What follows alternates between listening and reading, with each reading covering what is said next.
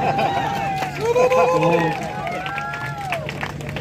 इनका जो सरदार है नकली शेर, जो हमारे नागपुर में रहता है, तो शेर मार के जंगल पे कब्जा करने की भी रणनीति हमको आनी चाहिए। भाइयों, आप लोग उधर माता बहनों को बैठने दीजिए, उनको बैठने दीजिए आराम से।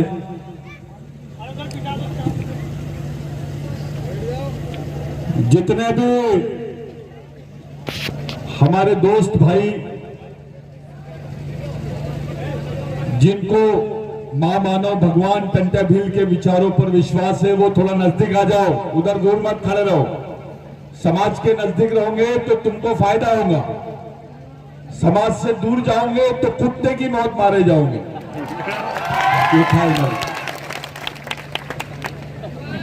आप लोग बहुत सारी बातों पर आप लोगों ने चर्चा सुनी, बहुत सारे विषय आप लोगों के सामने आए। मैं कुछ अलग बात करना चाहता हूं। मैं एक सवाल आप लोगों से पूछना चाहता हूं, क्या आप भगवान टंटा भील के वंशज हो या नहीं? आपको भगवान टंटा भील पे विश्वास है या नहीं? अगर है तो मेरा एक सवाल का जवाब दो। सवाल यह है परमार जी, जितने बुद्धिजीवी हैं सब लोगों से मेरा सवाल है, मेरे से भी, अपने आप में भी मेरे लिए भी एक सवाल है कि जबलपुर के जेल के बाहर में, जेल में टंटा मामा को फांसी दी है, ऐसा ये लोग बोल रहे हैं। या फिर से सुनो अच्छे से मैं जो बता रहा हूं। हमारे भगवान को, हमारे बाप को इन्होंने ऐसा बताया कि जबलपुर की सेंट्रल जेल में फांसी दे दी है। दूसरी तरफ जब इनसे पूछा गया कि हमारे भगवान की लाश कहां है, उनकी बॉडी कहां है, उनका पार्थिव शरीर कहां है, तो इन्होंने बताया कि वो तो हमने गाड़ दिया। फिर कुछ लोग आए, उन्होंने बताया कि नहीं, इन्होंने तो वो पाताल पानी में टंटा मामा को फेंक दिया। भाइयों, पाताल पानी में भी टंटा मामा की कब्र नहीं है, जबलपुर के सेंट्रल जेल में भी टंटा मामा की कब्र नहीं है, नागपुर के सेंट्रल जेल में भी टंटा मामा की कब्र नहीं है। तो मेरा एक सवाल है, इस देश में गांधी की कब्र मिलती है, इस देश में सावरकर की कब्र मिलती है, इस देश में बाबा अंबेडकर की कब्र मिलती है, इस देश में डकैतों की कब्र मिलती है, इस देश में दलालों की कब्र मिलती है। टंटा मामा की कब्र क्यों नहीं मिली? कहां गया? कहां पर है टंटा मामा? अरे इतनी बड़ी कौम थी, किसी कौम के एक नेता ने यह सवाल नहीं पूछा कि हमारे आदमी को, हमारे क्रांतिकारी को आपने फांसी तो दे दी है, कम से कम उनका शरीर हमको वापस कर दो। यह सवाल किसी ने नहीं पूछा। ये आज रहस्य का जमाना, रहस्य बन गया है ये बात। आज आप लोगों ने टंटा मामा का शहीद दिन बोल रहे हैं, आप लोग सब लोग टंटा मामा का शहीद दिन मना रहे हैं, लेकिन आपको मालूम नहीं है आपके भगवान को कहां गाड़ा गया है। कोई ये नहीं बताता कि उनको कहां जलाया गया है। और समाज चुप है, खामोश है समाज। उसको चिंता पड़ी है नेताओं की, उसको चिंता पड़ी है पार्टियों की, उसको चिंता पड़ी है शंकराचार्य की, उसको चिंता पड़ी है आमदेव, रामदेव, कामदेव की। अभी कोई ताली नहीं बजाएगा, हम लोग केवल बात करने के लिए आए हैं। मैं नागपुर से आपकी तालियां सुनने नहीं आया हूं। आपकी गालियां सुन सकता हूं लेकिन तालियां नहीं। मेरा ये सवाल है आप लोगों से कि एक ऐसी कौम है जिसके भगवान के बारे में, उसकी लाश के बारे में उसको खुद को नहीं मालूम, और उसकी आज पुण्यतिथि मना रहे हैं। कैसा हुआ है कि कभी आपके पिताजी मर जाते हैं, उनको कहां गाड़ते हैं आपको मालूम होता है? ये तो देश का बाप था, इस देश का बड़ा बाप था, इस देश का आजा था, इस देश का सबसे बड़ा क्रांतिकारी था। अंग्रेजों के साथ में लगातार 16 साल हथियारबंद लड़ाई लड़ने का जो रिकॉर्ड है वो महामानव भगवान टंट्या भील के नाम पर है। इतिहास में किसी ने नहीं लड़ा। इतनी बड़ी लड़ाई भारत में किसी शहीद ने नहीं लड़ाया भाई। बिरसा मुंडा को भी इतनी बड़ी, इतना समय उनके हिस्से में नहीं आया, उनके मुकद्दर में नहीं आया। हथियार बंद लड़ाई, और ऐसे लोगों के सहारे जिनके बदन पे कपड़े नहीं है, जिनको खाने को रोटी नहीं है, जिनकी मां बहनों पे आए दिन बलात्कार होते थे, जिनकी जमीनें सड़क सड़क पे खड़े होकर जमींदार छीन लेते थे, वो कौम को खड़े करके टंट्या मामा ने 30 साल तक, 15 साल तक के यहां पर हथियार बंद लड़ाई लड़ा है। मामूली बात नहीं है। टंट्या मामा का नाम कोई शाहरुख खान का नाम नहीं है, कोई आमिर खान का नाम नहीं है, किसी भगवान का नाम नहीं है। ये भगवान का भी भगवान है। मैं आपसे पूछता हूं, मैं ऐसा क्यों बोल रहा हूं? हमारे लिए शंकराचार्य उतना महत्व का नहीं है, हमारे लिए कोई धर्मगुरु उतना महत्व का नहीं है। हमारे लिए ये लोग इसलिए महत्व के हैं क्योंकि आपके बदन पे कपड़े हैं, ये टंट्या मामा की देन है। आपके पास में जमीन है, ये टंट्या मामा की देन है। आपके पास में नौकरी है, ये भी टंट्या मामा की देन है। इस दुनिया में अगर भगवान है तो चलो किसी भी भगवान के पास, सुपरहिट भगवान के पास चलते हैं और उसको बोलते कि चलो ये बेचारे बेरोजगार आदिवासी बच्चे हैं, ये बेरोजगार हमारी मां बहनें जिनके बदन पे कपड़े नहीं है, जिनको खाने को रोटी नहीं है, इनका इंतजाम कर दो। भगवान की भी बस की बात नहीं है। जो बात भगवान के बस की नहीं थी वो टंट्या मामा ने करके बताया। आप अपने बाप से पूछो और उनके बाप से पूछो कि आपके पास जमीन कहां से आई। पहला सवाल, आपके पास जमीन कहां से आई और ये जमीन किसने दिया आपको? राम भगवान ने दिया, कृष्ण भगवान ने दिया, किसी और भगवान ने दिया? कौन से भगवान ने तुमको जमीन दिया, थोड़ा बताइए। मैं ये सवाल इसलिए पूछ रहा हूं कि आदिवासी की जिंदगी जमीन के बगैर अधूरी है, उसकी संस्कृति जमीन के बगैर अधूरी है, उसकी पहचान जंगल के बगैर अधूरा है। इसलिए उसको जल जमीन जंगल से देखने का, जल जमीन जंगल के जरिए देखने का जो तत्वज्ञान बिरसा मुंडा ने बताया है, वो तत्वज्ञान बुनियादी तौर पे टंट्या मामा का तत्वज्ञान है। मेरे भाइयों, मैं आप लोगों से पूछता हूं, आपको मालूम है आपको क्या बोलते थे पहले? गुनेगार जमात बोलते थे, गुनेगार जमात। गजानन दादा ने यहां पर आके बोला कि ये टंट्या मामा के डकैत कौम के लोग हैं, अब डकैती होंगे यहां पर। ये टंट्या मामा के पहले भी डकैत बोलते थे, टंट्या मामा कोई नहीं बोलते थे। वो तो क्रिमिनल ट्राइबल एक्ट था, उसमें बिल पास किया गवर्नमेंट ने कि जो लोग अंग्रेजों के खिलाफ में, जमींदारों के खिलाफ में, यहाँ के पंडितों के खिलाफ में बगावत कर रहे हैं, ऐसे लोगों को क्रिमिनल ट्राइबल बोला जाए, गुनेगार जमात बोला जाए।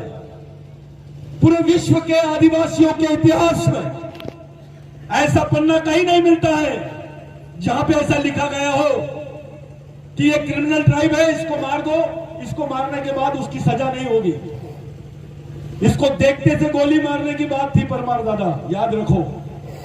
किसी कौम के खिलाफ में यह कानून पास नहीं हुआ जो आदिवासियों के खिलाफ में हुआ है। उसमें से भील भिलाला बारेला, ये एक कौम है। मेरे को शर्म आ रही है भील भिलाला बारेला बोलने के लिए। मेरे को एक जन ने आते आते अभी एक सवाल पूछा, मैं चाय की दुकान पे खड़े रहा नागपुर से जब निकला था। अरे भाऊ बोले कहां जा रहे? मैंने बोला यार भगवान टंट्या भील की पुण्यतिथि है, वहां जा रहा हूं। अरे भील समाज का बहुत बड़ा मेला होगा बोले वहां पर। तो मतलब हाउ, तो ये समाज कैसे एक जगह आएगा बोले? इस समाज की प्रॉब्लम क्या है? इतनी बड़ी लड़ाई लड़ रहा है, कोई फिलिस्तान की मांग कर रहा है, कोई फलाने इसकी मांग कर रहा है। मैंने बोला कोई मांग नहीं, एक ही मंत्र है, सिर्फ एक ही मंत्र। अपने दिल से भील भिलाला बारेला का अलगाव निकाल दो। ये एक ही खून के लोग हैं, एक ही डीएनए है इनका। ये जो आप लोग आपस में जातिवाद करते हैं ना, ये बीमारी की जड़ है। इसको मर्दानगी नहीं बोलते, इसको सामाजिकता नहीं बोलते, इसको जातिवाद बोलते, इसको ब्राह्मणवाद बोलते हैं। तो मेरे भाइयों, मैं ये बताना चाह रहा था कि आपके लिए किस व्यक्ति ने जमीन दिया, ये बड़ी बात है या नहीं? बोलिए, मोदी जी को जमीन देते क्या? हमारे मामा जी को बोलो, यहां के मुख्यमंत्री मामा है और हमारा भी एक मामा है। कौन सा मामा असली है अभी तय हो जाएगा। एक आदिवासियों की जमीन, आदिवासियों को जमीन देने वाला मामा है और एक आदिवासियों की जमीन लेने वाला मामा है। आपको कौन सा मामा होना? असली होना कि नकली होना? जब असली होना तो उसके लायक बन जाओ, क्योंकि जिसमें टंट्या मामा का खून है, जो टंट्या मामा के वंश का आदमी है, वो डरपोक नहीं है। जो टंट्या मामा के खून का आदमी है, वो बेईमान नहीं है। जो टंट्या मामा के विचारों का आदमी है, वो सामाजिक आदमी है, वो राजनीतिक आदमी नहीं है।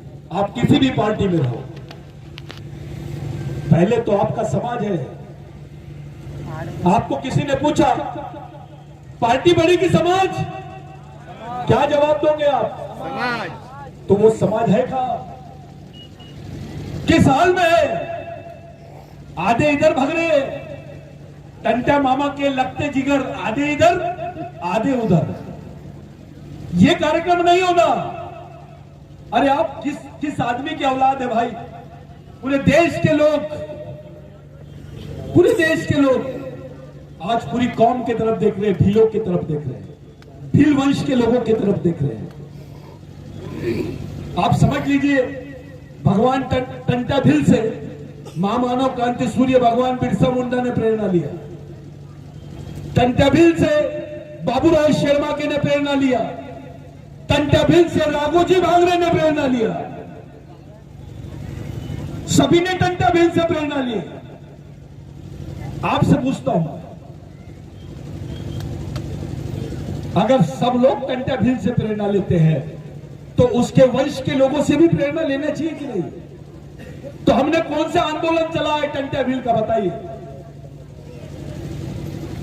एक उदाहरण दीजिए मेरे को, जहां टंट्या भील के जुबान से उनके कार्यकाल में भील अलग, भिलाला अलग, बारेला अलग, गोंड अलग, कोरकू अलग, कोई नहीं। टंट्या भील ने ऑर्डर किया रेंगा कोरकू को कि ये अपना आदमी है लेकिन कौम के खिलाफ गया, उसके दोनों हाथ काट डाले। मैं आपको इसलिए बताना चाहता हूं क्योंकि उनकी पुण्यतिथि में आप लोग आए हैं, आप लोग उनके शहीद दिन पर आए हैं। ये मामूली आदमी नहीं है, ये भगवान का भी बाप है। इसको आप लोग हल्के से मत लीजिए।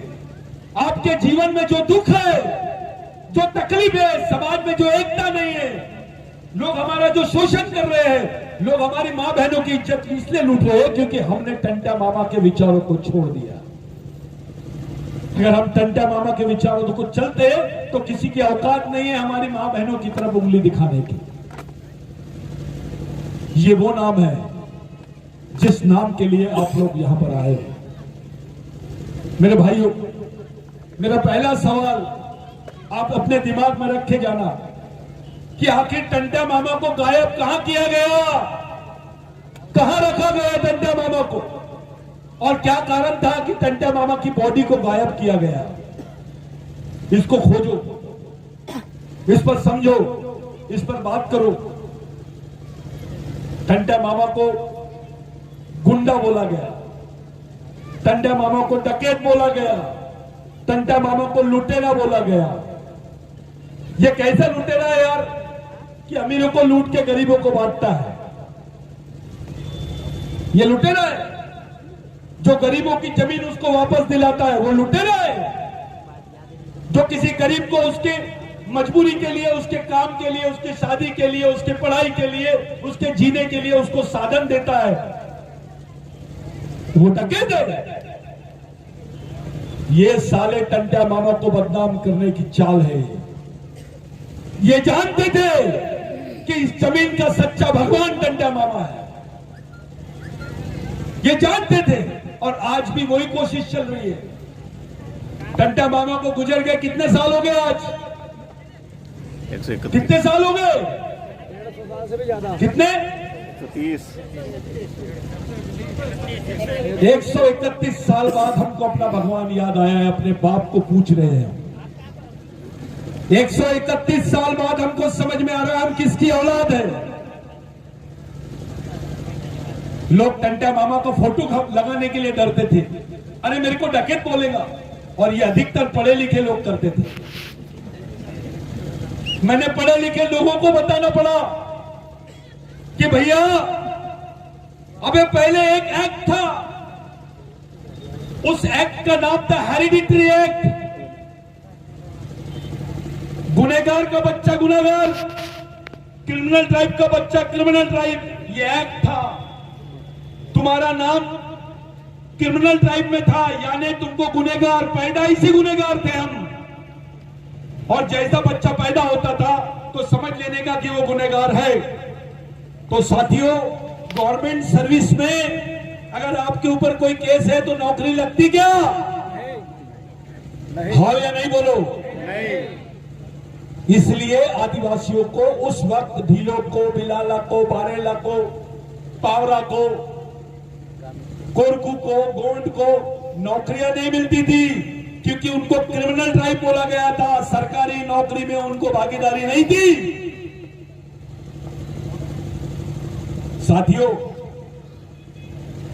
ये मैं क्यों बता रहा हूं आपको, क्योंकि आपके दिमाग में रहना चाहिए। बहुत लोगों को गलतफहमी है कि वो कैसे उसको आरक्षण मिला है, इसकी पार्श्वभूमि आपको समझना पड़ेगा। टंटा मामा ने, रेंगा कोरकू उनके सबसे वफादार आदमी थे।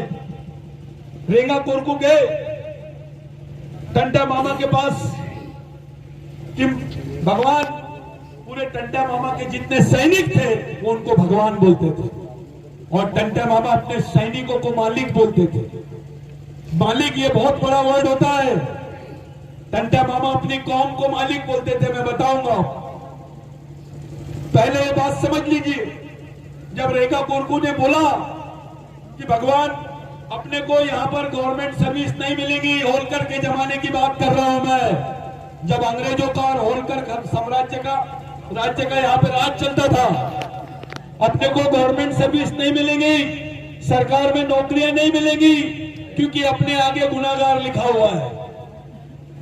टंटा मामा पढ़े लिखे नहीं थे, लेकिन मेंदू से 200 पढ़े लिखे को एक जगह समझा सकते थे 2 ही मिनट में, इतनी ताकत थी उनमें। तो टंटा मामा ने बोला रेंगा कोरकू को कि ठीक है, 1-2 दिन रुक जाओ। देखिए, शहीद दिन मना रहे हम। आज का दिन कौन सा दिन होना चाहिए मैं बताता हूं आपको। रेंगा कोरकू को बोला टंटा मामा ने कि रुक जाओ, कल बात करेंगे इसको।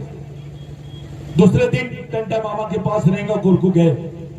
क्रांतिवीर रेंगा कोरकू जब उनके सामने गए तो टंटा मामा को बोले, भगवान आप वो सवाल आपको याद है कि नहीं?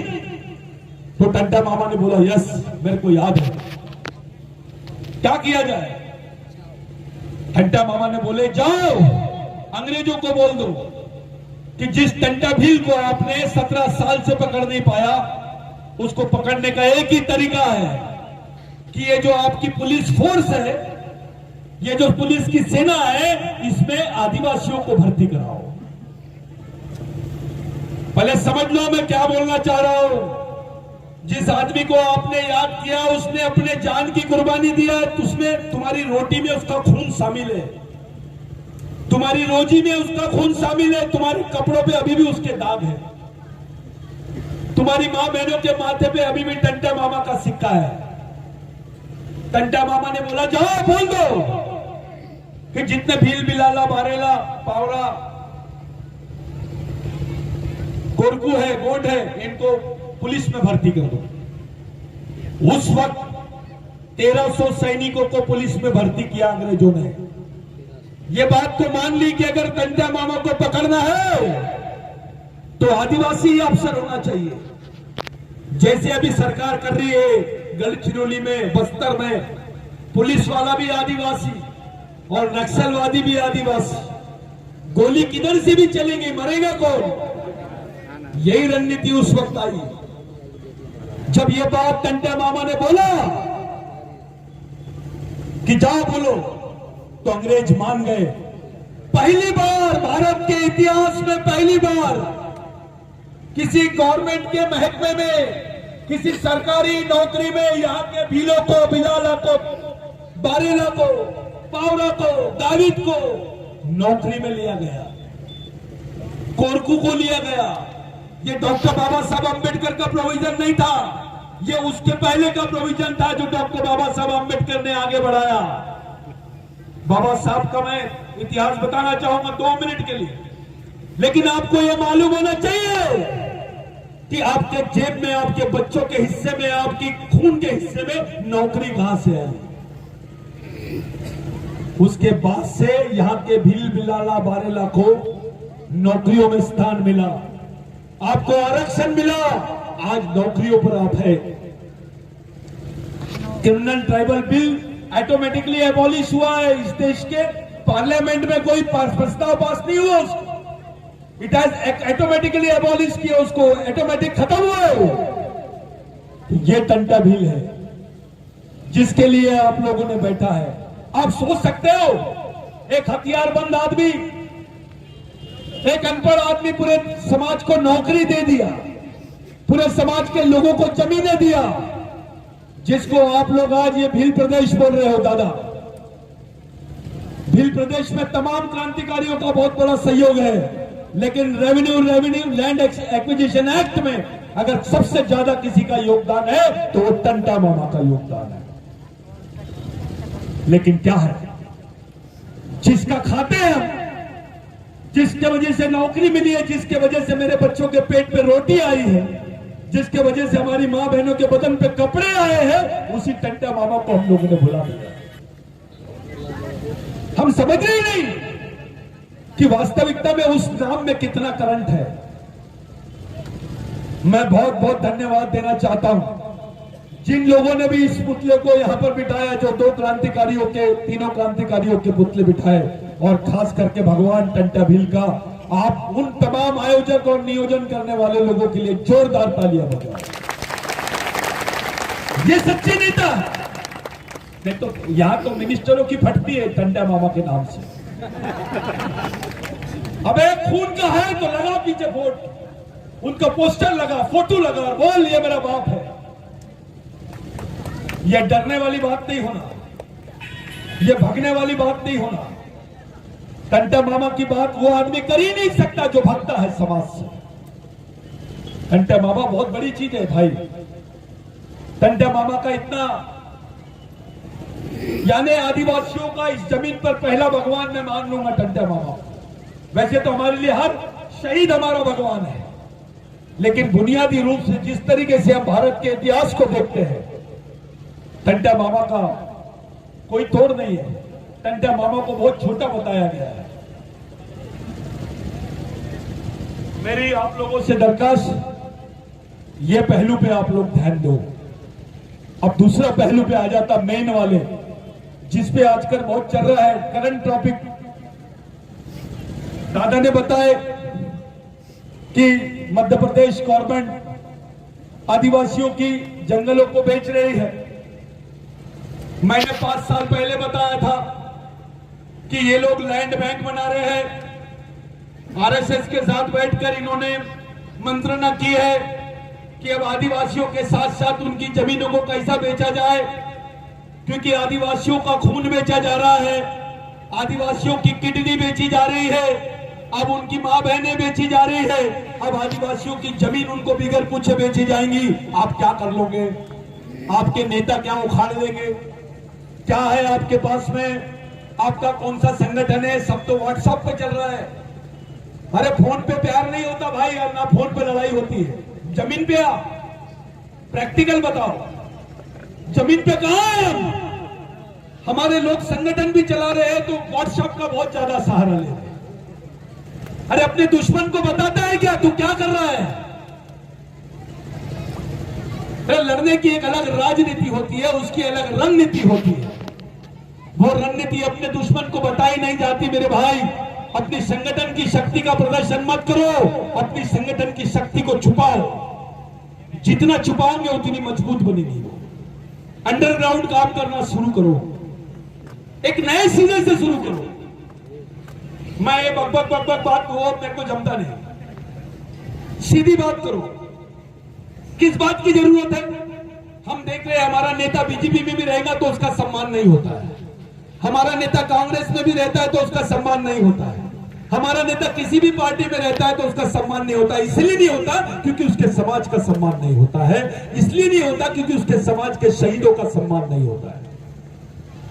मेरे को बताइए कौन से पेपर में आया? आज 4 दिसंबर है, भगवान टंटा भील के शहीद दिन है, ऐसा कौन सा पेपर में आया? न्यूज पेपर में बताइए।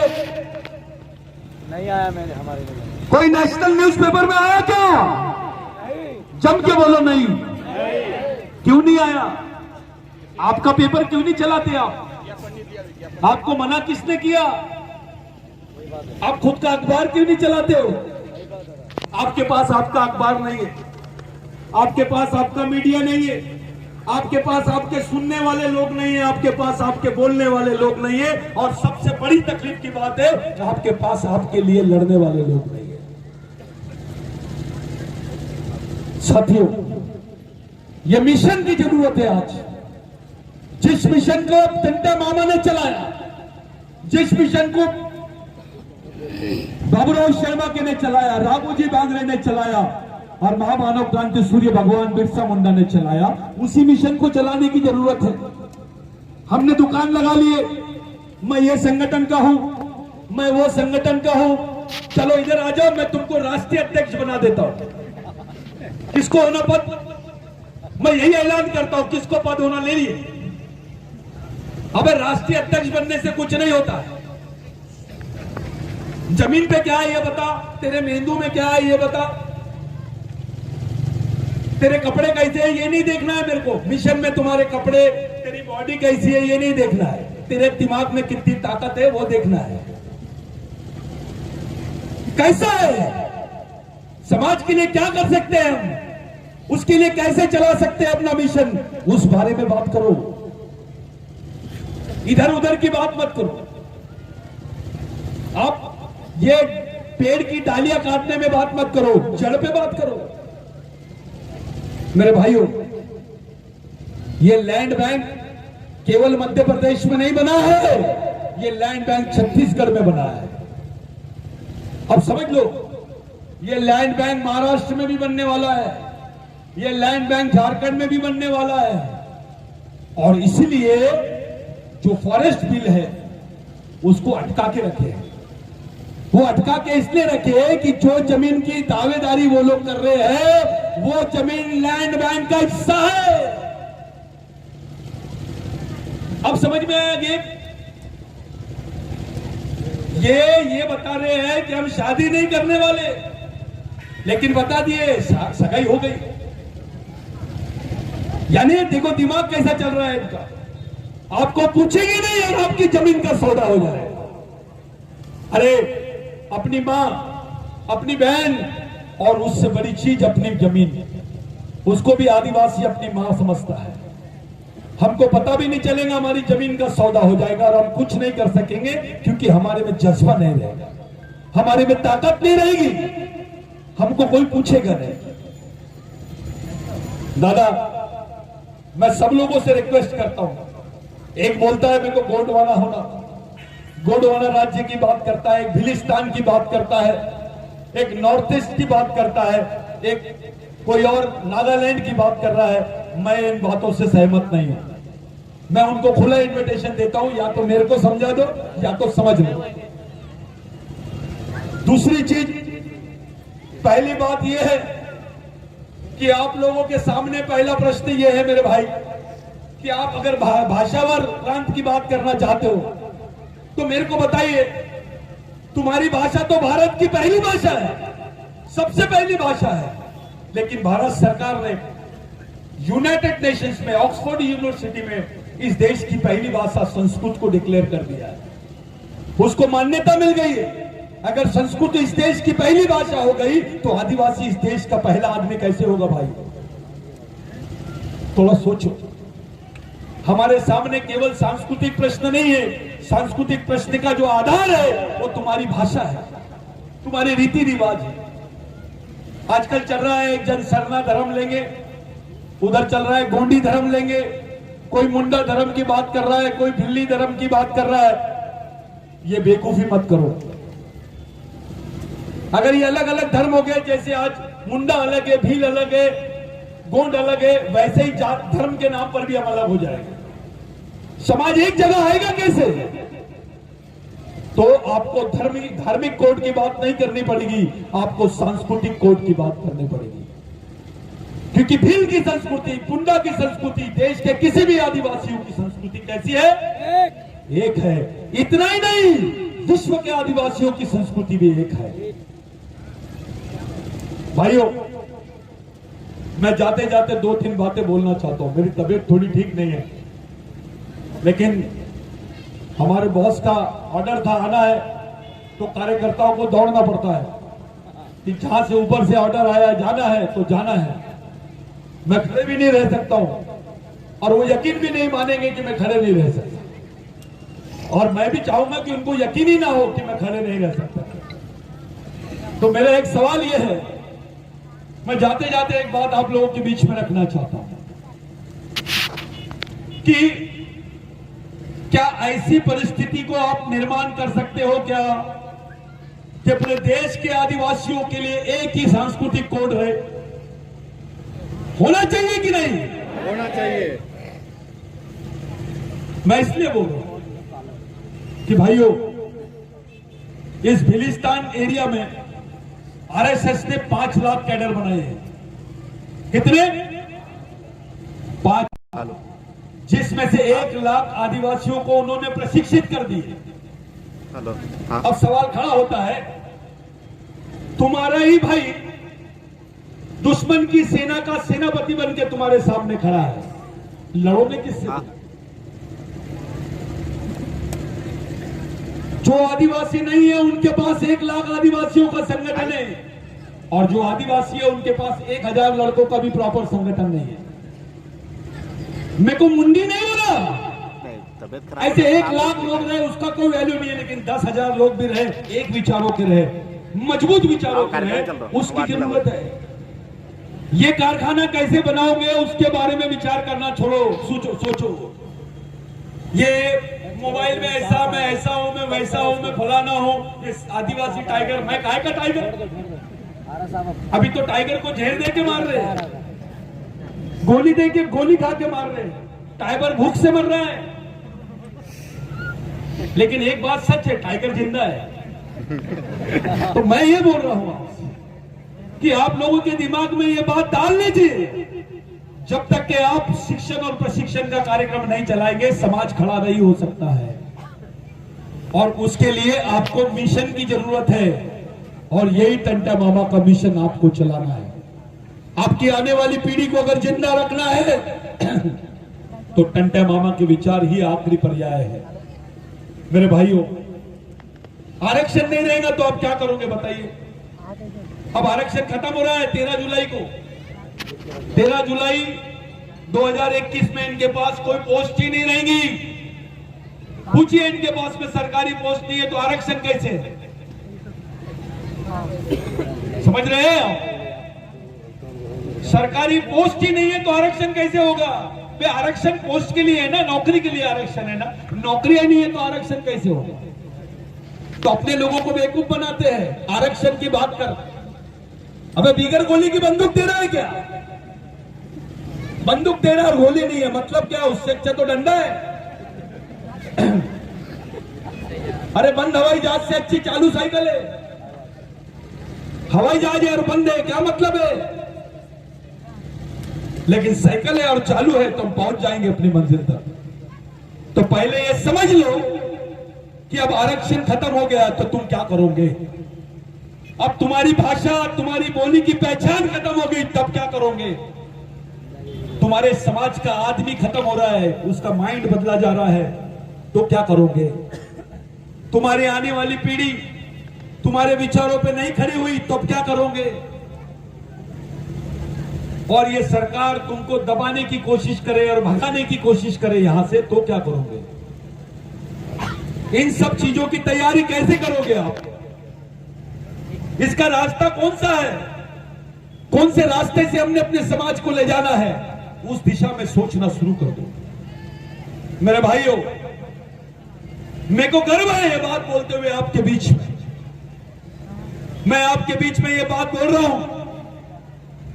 मैं बहुत बड़ी बात नहीं कर रहा हूं, लेकिन सच्चाई बता रहा हूं। आज हम लोग भगवान टंटा भील का यहां पर शहीद दिन मना रहे हैं, लेकिन भगवान टंटा भील का जन्मदिन अमेरिका में भी मनेगा, अफ्रीका में भी मनेगा, पाकिस्तान में भी मनेगा, सब देश के आदिवासी लोग उसको मानेंगे। ये तैयारी चालू है।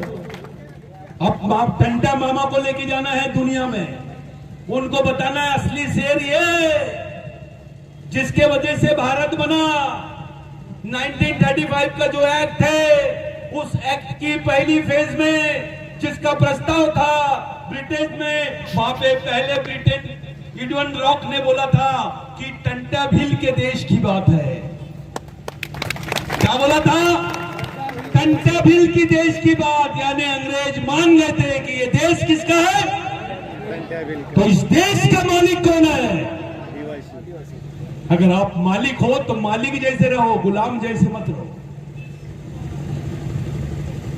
कौन से भगवान ने आपको मालिक बनाया? खड़े हो जाओ, बताओ वो भगवान का नाम बताओ, कहां रहता है, उसका एड्रेस बताओ। ये आदमी के लिए ताली बजाओ, डरा नहीं हो, असली आदिवासी दिख रहा है। ये इसका मतलब अपने बीच में कुछ है। मेरे को थोड़ा शक हो गया था, लेकिन अब शक करना भी जायज था। अनुभव बहुत गलत आए हैं। कुछ लोगों ने जब टंटा मामा का 26 जनवरी को जन्मदिन मनाए तो कुछ लोगों ने बोले कहां से ला लिए यार ये डेट ऑफ बर्थ, ये कहां से हैप्पी बर्थडे मना रहे तुम? टंटा मामा का हैप्पी बर्थडे। मैं बोला टंटा मामा नहीं, ये देश का ग्रैंडफादर है, ये भारत का ग्रैंडफादर है, ये राष्ट्रपिता नहीं है, राष्ट्र का आजा है, बाप का बाप आजा। और हमने साबित करके बताया। और आपको खुशी होगी, 2-3 महीने में पार्लियामेंट के बजट सेशन में आपको भगवान टंटा भील का पार्लियामेंट में पुतला लगना चाहिए, इसका प्रस्ताव आ जाएगा। ये बात 26 जनवरी को इंदौर में हुई थी, उसका प्रस्ताव आ गया। अब टंटा भील पे एनसीईआरटी और एंथ्रोपोलॉजिकल डिपार्टमेंट काम करेगा और पहली पिटीशन हम दाखिल करेंगे कि टंटा भील की बॉडी कहां है, बताइए। जब इस देश में सुभाष चंद्र बोस के बारे में बात चल सकती है, जब सुभाष चंद्र बोस के रहस्यमय मौत के बारे में बात हो सकती है, तो टंटा भील के रहस्यमय मौत के बारे में बात क्यों नहीं हो सकती है? हो सकती है कि नहीं? होना चाहिए। दम से बात करो, पूछो आखिर टंटा भील को मारा गया कि उसकी बॉडी को ब्रिटेन में लेके गए या किसी को सौंप दिया गया? भाइयों, इस बात को अच्छे तरीके से आप लोग समझ लीजिए कि आपको सामाजिक लड़ाई लड़नी है, आपको सांस्कृतिक लड़ाई लड़नी है, आपको आर्थिक लड़ाई लड़नी है, अपने बाल बच्चों को तैयार करना है। जितनी माता बहनें हैं, मैं आपको बताना चाहता हूं कि टंटा बिल का अगर आप नाम ले रहे हो तो जेल जाने के लिए तैयार हो जाओ, अपने बाल बच्चों के लिए लड़ने के लिए तैयार हो जाओ, अपने बाल बच्चों की लड़ाई लड़ने के लिए तैयार हो जाओ। शर्माओ मत अगर सही में टंटा भील की औलाद है तो। आपको मालूम है टंटा मामा के साथ में 100 महिलाओं ने 11 घंटे तक के अंग्रेजों के खिलाफ में लड़ा था। कितने घंटे तक? और उनके पास हथियार थे, इनके पास तीर कमान। तीर कमान से 11 घंटे तक लड़ना यह मामूली बात नहीं है। यानी उस वक्त टंटा मामा ने अपनी महिलाओं को भी फोर्स में शामिल किया, उनको भी सेना का हिस्सा बनाया। आज एक बहुत महत्वपूर्ण दिन है भाइयों आपके लिए। आज शपथ लेके जाइए। मैं ये बात से सहमत हूं। कुछ लोगों ने बोले कि भाई समाज का आने वाली पीढ़ी भी नेतृत्व करना चाहिए। मैं इसके लिए सहमत हूं। मेरी सोच ये, राजा का बेटा राजा नहीं और नेता का बेटा नेता नहीं। समाज के गरीब आदमी का भी बच्चा समाज का नेतृत्व करना चाहिए, इसलिए मिशन की जरूरत है। आप लोग एक ऐसे समाज का गठन करने की तरफ हम लोग जाना चाहते हैं जहां समाज का जाति, व्यक्ति, पार्टी, क्षेत्र कुछ नहीं, केवल समाज और समाज। सांस्कृतिक आधार पर पूरे आदिवासी समाज का गठन करना ये एकमेव पर्याय है। अगर आप संस्कृति की बात करते हैं तो यहां का ओबीसी को पूछना पड़ेगा कि तेरा धर्म हिंदू हो सकता है, बता तेरी संस्कृति क्या है, तो वो बोलेंगे आदिवासी। यहाँ के दलित को पूछेंगे तेरा धर्म बौद्ध हो सकता है, तेरी संस्कृति कौन सी है, तो वो बोलेंगे आदिवासी। यहाँ के मुसलमान को पूछिए आप, तेरा धर्म इस्लाम है, तेरी संस्कृति कौन सी है, तो वो बोलेगा आदिवासी। यहाँ के और भी लोगों को पूछिए, वो बताएंगे उनकी संस्कृति आदिवासी। यानी इस देश में घर वापसी का आंदोलन शुरू हो जाएगा। अल्पसंख्यक आदिवासी बहुसंख्यक आदिवासी में तब्दील हो जाएंगे। आपकी ताकत बढ़ेगी। आप कल्चरल लैंग्वेज करो। मैंने बार बार बताया, किसी नेता के घर से आदिवासियों का मुक्ति का रास्ता नहीं निकलता है, लेकिन टंटा मामा के घर से निकलता है। मेरे भाइयों, गांव गांव में इस आंदोलन को ले जाओ, गांव गांव में इस बुनियाद को खड़ी करो, गांव गांव में बताओ, बच्चे बच्चे को सिखाना है, आदिवासी को बचाना है। अपने बच्चों को तैयार करो, अपने आने वाली पीढ़ी को तैयार करो। मैं इतनी भीड़ देख लिया, मेरे को लगा ये सब नए लोग हैं, तो मैं अपनी पुरानी शैली में बात करना चाह रहा था। आप लोगों से मैं मिला, मेरे को बुलाया आप लोगों ने, मैं इतने बड़े फंक्शन में मैं शामिल हुआ। और मेरे जो वरिष्ठ लोग हैं, मेरे बॉस लोग हैं, मैं उनका भी धन्यवाद देना चाहता हूं कि काफी जोरदार आप लोगों ने मेहनत करी। एक बार उन लोगों के लिए तालियां बजा दो जो लोगों ने इतनी मेहनत से आप लोग आए हैं। मेरे भाइयों, 3 बातें आपके दिमाग में डाल लीजिए। एक, आपको सामाजिक संगठन का गठन करना है टंटा मामा के मिशन के लिए। आपको गांव गांव में जाना है, हर आदमी को जोड़ना है, अपनी मेहनत का पैसा, कुछ पैसा इस मिशन को चलाने के लिए देना है। क्योंकि इस मिशन में पढ़े लिखे लड़के काम करेंगे, उनको जो बहन है उनकी रोजी रोटी का, उनके घर का, वो तो भी आप लोगों ने देना चाहिए। उतना प्रबंध करो। और ये आंदोलन यहां से नहीं, ये आंदोलन पूरे देश में चलना चाहिए। देश पहचानना चाहिए टंटा मामा कौन है, टंटा भील कौन है। मैं आप लोगों से, ये पार्टी वार्टी के दायरे से बाहर आ जाओ। वो बाहर की बात है, ये अंदर की बात है। समाज ये अंदर की बात है, पार्टी, संगठन, नेता ये बाहर की बात है। जब बात समाज की होती है तो बंद दरवाजों में होनी चाहिए। मैं आप तमाम लोगों का शुक्रिया अदा करता हूं।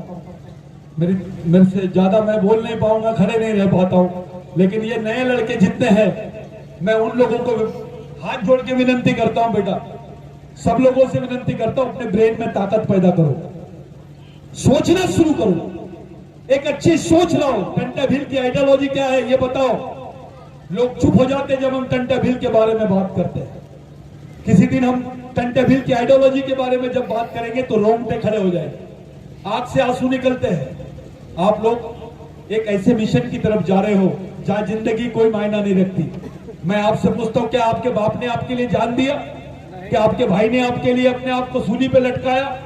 जिसने अपने लिए किया, मैं किसी राजा वाजा को नहीं मानता, यही राजा है अपने। इनके वजह से जमीन आई, राजाओं के वजह से नहीं आई।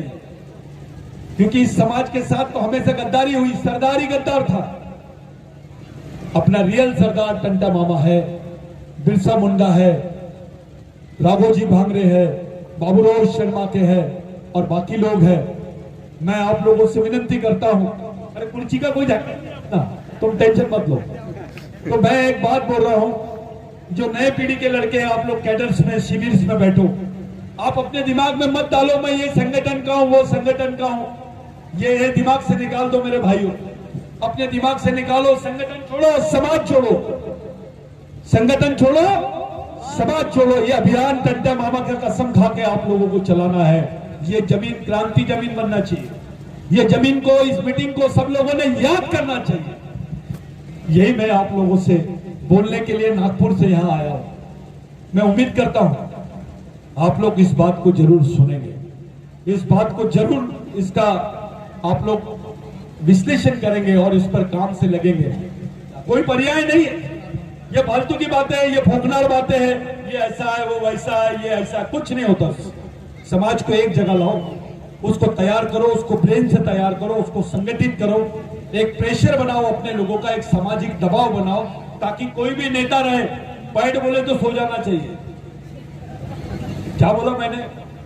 बैठ बोले तो सो जाना चाहिए। इतना प्रेशर आप लोगों ने बनाना चाहिए। मैं आप लोगों को बताना चाहता हूं कि आपके लिए कोई पर्याय नहीं है समाज के मिशन के अलावा।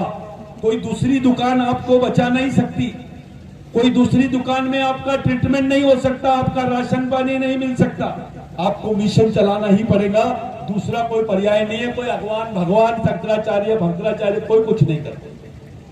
अपना main whole and sole boss कौन है? इसको लेके चलो। God of God, father of father, brother of brother, ये वो नाम है जहां से क्रांति शुरू होती है, जिसके तलवों में लिखा हुआ था कि ये आदिवासी है।